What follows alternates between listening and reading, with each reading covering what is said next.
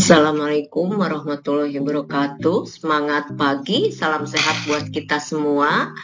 Bapak Ibu sekalian, hari ini teman-teman atau Bapak Ibu akan mendapatkan materi tentang pemberdayaan masyarakat di bidang epidemiologi pokok bahasan 1, yaitu isinya tentang prosedur pemberdayaan perorangan khusus atau tokoh masyarakat. Sebelum saya lanjutkan, peribahasa mengatakan, kalau tak kenal maka tak sayang, kalau tak sayang maka tak cinta. Nah, izinkan saya memperkenalkan diri dulu, Bapak Ibu. Nama saya Helpi Yunida, saya widesuara dari Balai Besar Pelatihan Kesehatan Ciloto. Ya, sekarang sudah widesuara Madya. Baik, kita lanjut ya, Bapak Ibu. Nah, di dalam konsep pemberdayaan seorangan khusus itu ada 4 hal, yaitu yang pertama tentang advokasi, tentang lobby, tentang persuasi, tentang motivasi. Nah, tentunya teman-teman atau Bapak Ibu sekalian ingin tahu apa itu advokasi, apa itu lobby, apa itu persuasi, apa itu motivasi. Baik, pengertian dari perseorangan khusus yaitu atau tokoh adalah seseorang, katanya ya, yang mempunyai kewenangan dalam pengambilan kebijakan atau keputusan atau tindakan. Misalnya gubernur, bupati, camat, lurah, ketua RT, RW, dan lain-lain.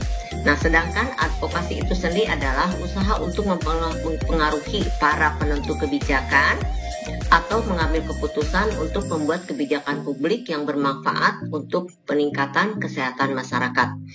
Adapun teknik dari advokasi itu bermacam-macam, teman-teman ya. Ada yang dengan menggunakan dengan cara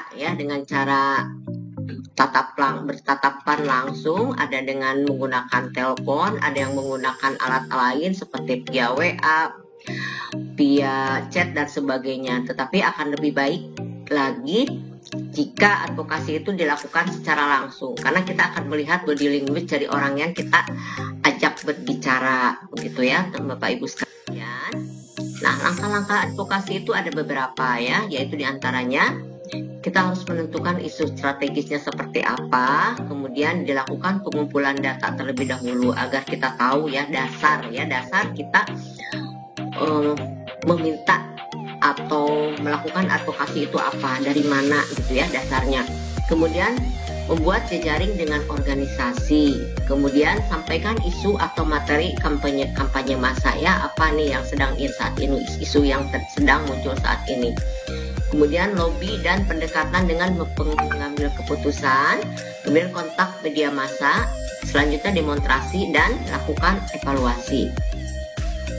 Nah, sedangkan lobby atau lobbying adalah aktivitas komunikasi yang dilakukan oleh individu ataupun kelompok ya, dengan tujuan untuk mempengaruhi pimpinan organisasi lain yang memiliki kedudukan penting dalam organisasi dan pemerintahan sehingga dapat memberikan keuntungan untuk diri sendiri ataupun organisasi atau perusahaan sebagai pelobby.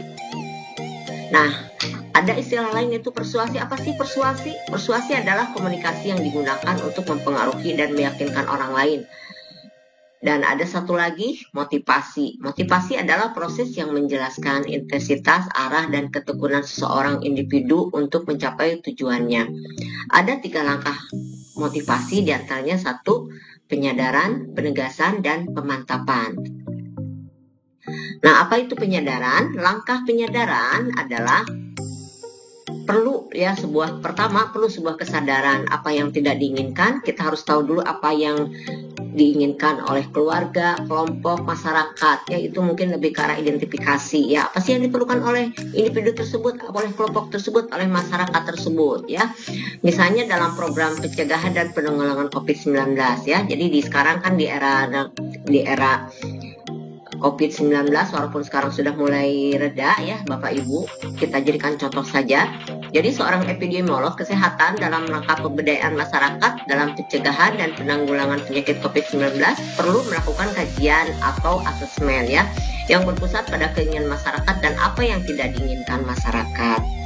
Kemudian untuk penyadaran akan lebih mudah untuk menuliskannya. Coba diminta keluarga kelompok untuk menuliskan misalnya ada 20 atau 30 keinginan ya, apakah yang diinginkan oleh masyarakat di dalam keluarga tersebut ya, sehingga bisa kita ketahui nah, dalam pencegahan dan penanggulangan COVID-19.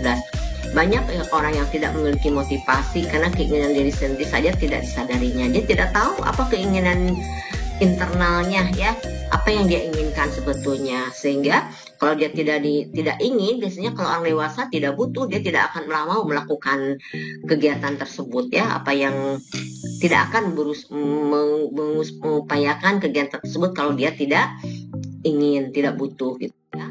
Nah, selanjutnya penegasan. Setelah keluarga, kelompok, dan masyarakat mulai sadar apa yang saja yang diinginkan, maka saatnya melakukan penegasan. Caranya buatlah tujuan, apa bedanya keinginan dan tujuan. Tujuan lebih jelas dan spesifik. Nah, untuk membantu memudahkan tujuan, buatlah dengan metode SMART ya, itu salah satu contoh. Kemudian pemantapan. Nah, setelah sadar, kemudian ditegaskan dengan goal setting yang SMART. Selanjutnya dilakukan pemantapan agar benar-benar masuk ke dalam hati keluarga, kelompok, dan masyarakat ya, agar dijiwai gitu ya. Kemudian untuk membangun motivasi bagi orang lain, nah Anda bisa melakukannya dengan komunikasi bimbing. Komunikasi bimbinglah mereka untuk melakukan 3 langkah di atas. Dan yang terpenting adalah menjadi contoh atau teladan bagi orang lain ya. Mungkin itu saja yang bisa saya berikan, lebih kurangnya mohon maaf. Nah, nanti Bapak Ibu bisa juga nanti melihat video yang kami ada di CLC juga. Selanjutnya teman-teman juga bisa mengupas dari modul yang ada. Mungkin itu saja yang bisa saya berikan, lebih kurangnya saya mohon maaf. Semoga tetap semangat. Assalamualaikum warahmatullahi wabarakatuh.